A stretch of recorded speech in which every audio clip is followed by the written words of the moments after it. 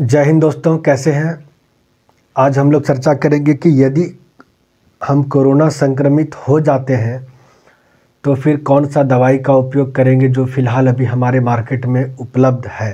तो बहुत ऐसे जगह है जहां पर कि डॉक्टर भी संक्रमित हो रहे हैं और डॉक्टर संक्रमित होने की वजह से वो लोग जब होम क्वारंटाइन हो जाते हैं तो फिर आम मरीजों का हाल बेहाल हो जाता है। उस कंडीशन में हम जैसे मरीजों के लिए एक ही उपाय बचती है कि गली मोहल्ले में जो भी डॉक्टर है, चाहे वो अच्छे डॉक्टर रहें चाहे झोला छाप डॉक्टर रहें, तो वो अपने अनुभव के आधार पर ही हमें बचाने के लिए जीवन रक्षक दवाइयाँ देते हैं और उसी का हम लोग सेवन करते हैं। तो अभी हम लोग कुछ वैसे दवाई के बारे में देखेंगे जिसका गाइडलाइंस बिहार सरकार के द्वारा दिया गया है। आइए देखते हैं कि यदि कोरोना संक्रमित होने के बाद यदि बुखार हो तो बुखार में जो सबसे पहले दवाई चलेगा उस दवाई का नाम है पैरासीटामोल। तो पैरासीटामोल दवाई हमको कितना खाना है, तो वयस्क के लिए 500 mg। यदि आप बड़े हैं, आपकी उम्र 12 साल से अधिक है, आप वयस्क हैं, तो फिर आपको 500 mg का पैरासीटामोल खाने के लिए दिया जाएगा। और यदि छोटे बच्चे हैं जिनका उम्र 12 साल से कम है, मान लीजिए कोई छोटा बच्चा है 8 साल का, 5 साल का या 10-12 साल का, जो 12 साल से कम है, तो उसको ये 500 mg का पैरासीटामोल नहीं देना है। उसको कितना देना है, तो 15 mg प्रति केजी। मान लीजिए उस बच्चे का वजन फिलहाल 20 केजी है। मान लीजिए कि उस बच्चे का वजन कितना है, तो 20 केजी है। तो 20 केजी की 20 को जब 15 से गुना करेंगे उसका मान होगा 300। तो उस छोटे बच्चे को हम कितना देंगे पैरासीटामोल, मात्र 300 mg देंगे, उससे ज़्यादा नहीं देंगे।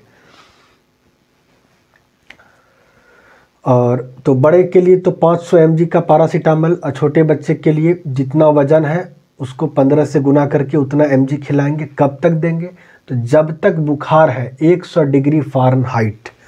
यदि बुखार 100 डिग्री फ़ारेनहाइट है या उससे अधिक है तो आप उसको पैरासीटामोल की दवा दे सकते हैं बुखार को रिड्यूस करने के लिए, क्योंकि पैरासीटामोल एक प्रकार का एंटीपायरेटिक ड्रग्स है दैट कैन रिड्यूस टेम्परेचर। बुखार के साथ साथ कोरोना का लक्षण है कि सर में दर्द होगा, पूरे शरीर में दर्द होगा, सिर दर्द हो, बदन दर्द हो, हेडेक हो, फीवर हो, तो आप पैरासीटामोल दवा उसको दे सकते हैं। अंतराल कब कब खिलाना है, क्या दिन में 5 बार खिलाना है, बिल्कुल नहीं। आपको कम से कम 4 से 6 घंटे का अंतर रखना चाहिए। यानी कि एक बार यदि पैरासीटामोल की दवा सुबह 7 बजे आप खाते हैं नाश्ता करने के बाद, तो दूसरा दवा जो आप खाइएगा तो या तो 12 बजे, चाहे 1 बजे, चाहे 2 बजे, उसके पहले आपको नहीं खाना है। 6 घंटे का अंतर रखना चाहिए, क्योंकि 6 घंटे में एक बार भोजन जो आप खाते हैं वो पच करके हमारी छोटी आंत में वो चले जाता है।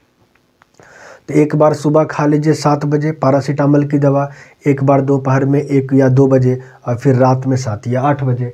इस तरह से आप खा सकते हैं। और एक बड़े बंदे को अधिक से अधिक पैरासीटामोल के 24 घंटे में 4 दवाइयाँ दे सकते हैं, उससे ज़्यादा नहीं देना चाहिए। यदि मान लीजिए फीवर बहुत ज़्यादा है तो उस कंडीशन में आप 6-6 घंटे पे दवा दे रहे हैं, तो 6 चौके 24, अब मैक्सिमम आप 4 टैबलेट दे सकते हो। 4 नहीं देना है, 3 टैबलेट में ही आपका काम हो जाएगा, सुबह दोपहर शाम। ये यानी तो जो डॉक्टर साहब है वो आपको बताएंगे कि सुबह और शाम दीजिए। अब बुखार नहीं है तो फिर पैरासीटामोल की दवा नहीं चलेगी। इसके बाद आपको देखना है एंटीबायोटिक एजिथ्रोमाइसिन। एजिथ्रोमाइसिन की यदि हम लोग बात करेंगे तो एजिथ्रोमाइसिन एंटीबायोटिक एक बड़े के लिए 500 mg का आता है और छोटे के लिए 10 mg प्रति केजी, चूँकि इसको मात्र 3 दिन ही खिलाना है। पैरासीटामोल की दवा कब तक चलेगा, तो भाई जब तक बुखार रहेगा। यदि 2 दिन बुखार है तो आप 2 दिन खाइएगा, 3 दिन बुखार है तो 3 दिन खाइएगा। बुखार ख़त्म हो जाएगा, पैरासीटामोल दवा खाने की ज़रूरत फिर नहीं होगी। बाकी आप सलाह के लिए डॉक्टर से ले सकते हैं। मैं कोई डॉक्टर नहीं हूँ, मैं बस बिहार सरकार के द्वारा गाइडलाइन में दिए गए कागज़ के पन्ने पर जो छपे गए निर्देश है मैं उसी को बता रहा हूँ। आप इसको मिलान करते रहिए। एजिथ्रोमाइसिन एंटीबायोटिक को लेना है 500 mg। तो बड़े हैं, वयस्क है, तो 500 mg का एजिथ्रोमाइसिन टैबलेट 3 दिन लेना है। और यदि छोटे बच्चे हैं तो छोटे बच्चे को पहले दिन देना है 10 mg प्रति केजी। तो उसी तरह से मान लीजिए छोटे बच्चे का वजन है 20 केजी, तो 20 गुना 10 कितना हो गया 200 mg।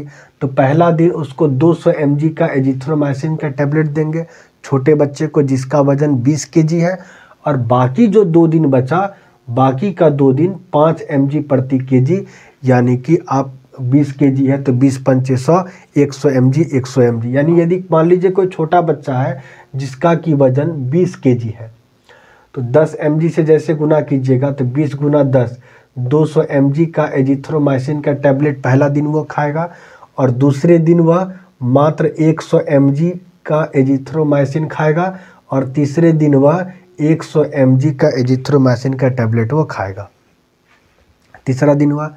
और 3 दिन खाना है एजिथ्रोमाइसिन टैबलेट, वो भी खाना खाने के बाद, और वो भी सुबह के टाइम में। ठीक, तो पैरासीटामोल का सेवन तभी तक करेंगे जब तक बुखार होगा, और एजिथ्रोमाइसिन टैबलेट का सेवन हम लोग 3 दिन करेंगे।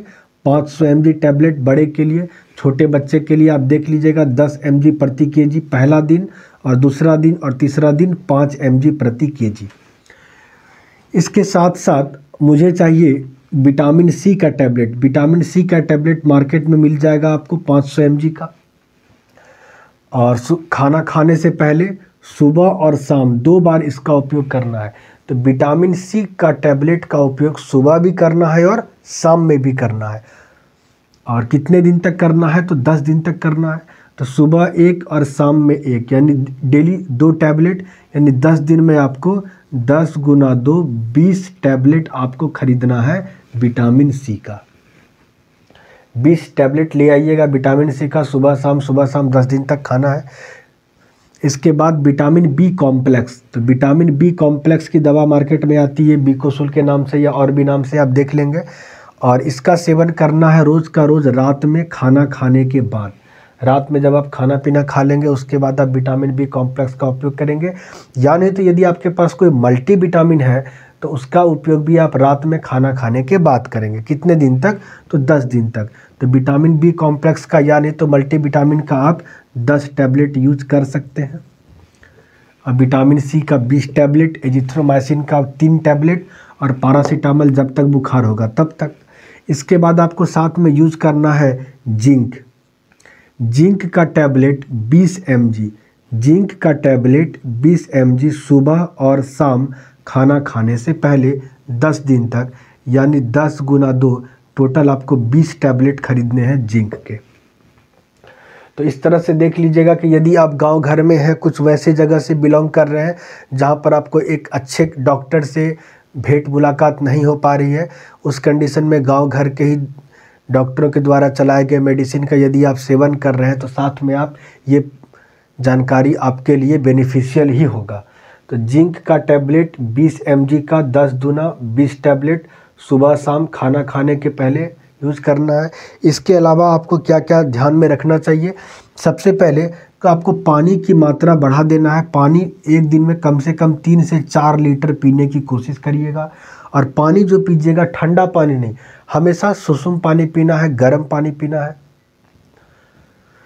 पानी हमेशा गर्म पीना है, डेली 3 से 4 लीटर पानी पीने की कोशिश करना है, और कोशिश कीजिए कि आप दिन में 2 बार भाप लीजिए। तो भाप कैसे लीजिएगा, तो जैसे मान लीजिए कि आपने पानी को गर्म किया तो थोड़ा सा अधिक गर्म कर दीजिएगा, खटका दीजिएगा और कटोरा को ला करके रख दीजिएगा, तो वहाँ से भाप निकलेगा, और अपने माथे पर कम्बल को ले करके उस कटोरा के नीचे झाँप दीजिएगा, तो पूरा का पूरा भाप आपके मुंह पर और नाक पर पड़ेगा, और उसको खींचिएगा तो वो भाप आपके अंदर चले जाएगा। तो इस तरह से आपको भाप का सेवन करना सुबह और शाम 2 बार। और यदि मान लीजिए कमज़ोरी महसूस हो रही है तो ORS का घोल भी पी सकते हैं यदि कमज़ोरी महसूस हो रही है। साथ में आप नमक के पानी से कुल्ला करना है, गार्गल करना है, तो नमक के पानी को मुंह में लेके कुल्ला करना है, गार्गल करना है। कितना बार, तो 2 से 3 बार, सुबह दोपहर शाम 3 बार आप कर सकते हैं। और ये सब सावधानी आप बरतिएगा तो फिर यह आपके स्वास्थ्य के लिए ही बेनिफिशियल होगा। और कोरोना जैसी महामारी में जो अब तीसरी लहर फैल चुकी है पूरे देश में, और धीरे धीरे हर जगह लॉकडाउन लग रहा है, कहीं नाइट कर्फ्यू लग रहा है, तो इस कंडीशन में आप अपने घर में रहिए, स्वस्थ रहिए, सुखी रहिए, खुशहाल रहिए, और कोरोना से संबंधित जो भी जानकारी होगा मैं बताते रहूँगा।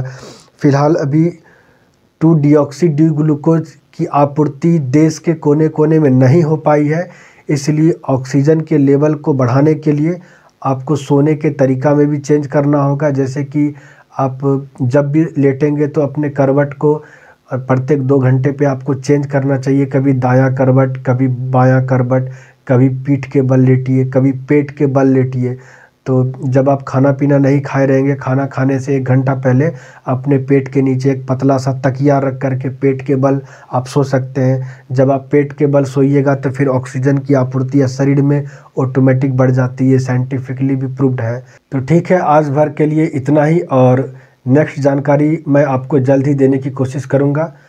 अगर आपको हमारा चैनल पसंद आया तो लाइक, शेयर, सब्सक्राइब कीजिएगा, कमेंट भी ज़रूर कीजिएगा। इससे मुझे भी उत्साह मिलेगा कि मैं आपके लिए कुछ न कुछ रोचक या जानकारी वाला वीडियो मैं भी बनाता रहूं। जय हिंद, जय भारत।